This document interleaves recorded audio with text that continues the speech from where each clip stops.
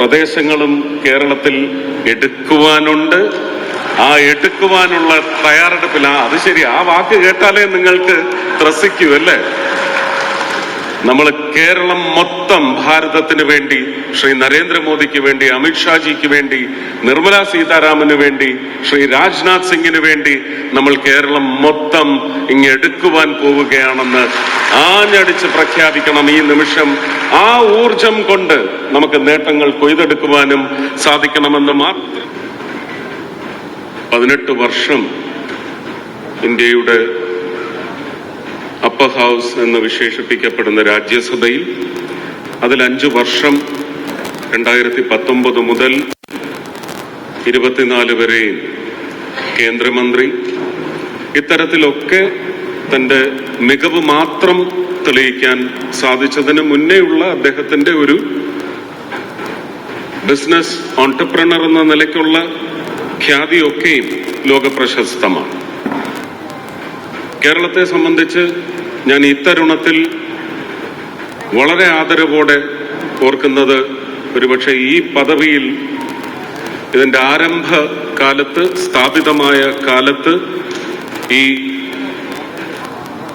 കസേരയ്ക്ക് അന്തസ് ചാർത്തി നൽകിയ ശ്രീ ഒ രാജഗോപാൽജി, അതുപോലെ തന്നെ സ്വർഗീയനായ ശ്രീ മാരാർജി തുടങ്ങി ഇങ്ങോട്ട് ശ്രീ സി കെ പത്മനാഭൻ, കൃഷ്ണദാസ്, കുമ്മനം രാജേട്ടൻ തുടങ്ങിയുള്ള മറ്റ് അധ്യക്ഷന്മാരെല്ലാം തന്നെ ശ്രീ വി മുരളീധരൻ ഈ ഒരു പദവിയിലേക്ക് എത്തുന്ന ഒരു മുഹൂർത്തം സൃഷ്ടിച്ചിട്ടുണ്ടെങ്കിൽ അവിടെ നിന്ന് ശ്രീ വി മുരളീധരൻ ഈ പ്രസ്ഥാനത്തെ എത്രമാത്രം കരുത്ത് പകർന്നെടുക്കാൻ അണികളെ മുഴുവൻ സജ്ജമാക്കിയ ഏറ്റവും മികച്ച ഒരു അധ്യക്ഷൻ തന്നെയായിരുന്നു. ഇത്തരുണത്തിൽ വിലയിരുത്തലോടെ, അന്ന് ഞാൻ പാർട്ടിയിൽ ഇല്ലാത്ത ആളാണ്, എങ്കിലും വിലയിരുത്തൽ നടത്തുമ്പോൾ നമ്മളത് ഓർക്കാതെ പോകരുത്.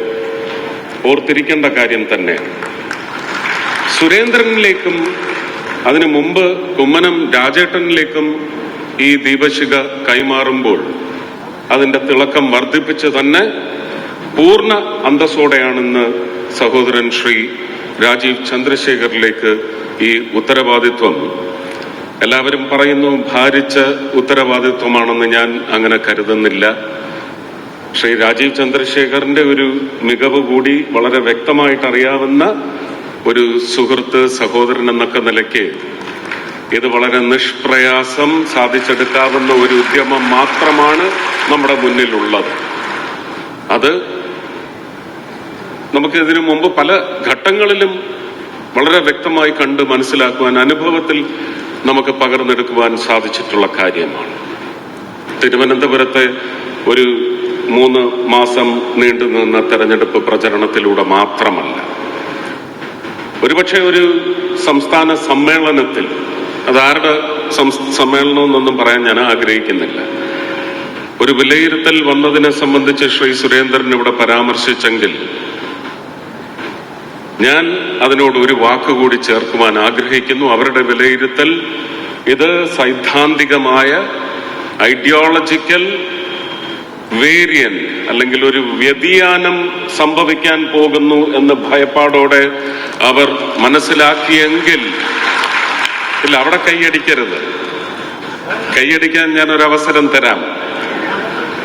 ഇത് സൈദ്ധാന്തികമായ ഒരു തയ്യാറെടുപ്പ് കേരളത്തിലെ ജനത അതിശക്തമായി നടത്തിയെടുത്തിരിക്കുന്നു, തയ്യാറായിരിക്കുന്നു. ശ്രീ രാജീവ് ചന്ദ്രശേഖരനിലേക്ക് ഈ ബാറ്റൺ ശ്രീ സുരേന്ദ്രൻ കൈമാറിയ നിമിഷം ഇത് സൈദ്ധാന്തികമായ ഒരു വിപ്ലവത്തിലേക്കാണ് വളർന്നിരിക്കുന്നത് എന്ന് മറ്റുള്ളവർ മനസ്സിലാക്കിയാൽ, അത് മനസ്സിലാക്കി അതിനുള്ള പ്രതിപ്രവർത്തനം തുടങ്ങിയാൽ മാത്രമാണ് നമുക്കിതൊരു വലിയ ചലഞ്ചായി മാറുന്നത്. രാജേട്ടനും 2 രാജേട്ടന്മാരും മറ്റെല്ലാ മുൻ അധ്യക്ഷന്മാരും ഒരുപക്ഷെ ഇതിന് കരുത്ത് കൂടുതൽ പകർന്ന് നൽകി ഓരോ പടി മുന്നോട്ടും മേലോട്ടുമാണ് നമ്മൾ ഇത്രയും ദൂരം സഞ്ചരിച്ചിരുന്നതെങ്കിൽ അതുക്കും മേലെ എന്ന് പറയുന്ന ഒരു കാഴ്ചയാണ് നമ്മളിനി കാണുവാൻ പോകുന്നത്. നമുക്ക് പല പ്രദേശങ്ങളും കേരളത്തിൽ എടുക്കുവാനുണ്ട്. ആ എടുക്കുവാനുള്ള തയ്യാറെടുപ്പിലാണ്. അത് ശരി, ആ വാക്ക് കേട്ടാലേ നിങ്ങൾക്ക് ത്രസിക്കൂ അല്ലേ? നമ്മൾ കേരളം മൊത്തം ഭാരതത്തിന് വേണ്ടി, ശ്രീ നരേന്ദ്രമോദിക്ക് വേണ്ടി, അമിത്ഷാജിക്ക് വേണ്ടി, നിർമ്മല സീതാരാമന് വേണ്ടി, ശ്രീ രാജ്നാഥ് സിംഗിന് വേണ്ടി നമ്മൾ കേരളം മൊത്തം ഇങ്ങെടുക്കുവാൻ പോവുകയാണെന്ന് ആഞ്ഞടിച്ച് പ്രഖ്യാപിക്കണം ഈ നിമിഷം. ആ ഊർജം കൊണ്ട് നമുക്ക് നേട്ടങ്ങൾ കൊയ്തെടുക്കുവാനും സാധിക്കണമെന്ന്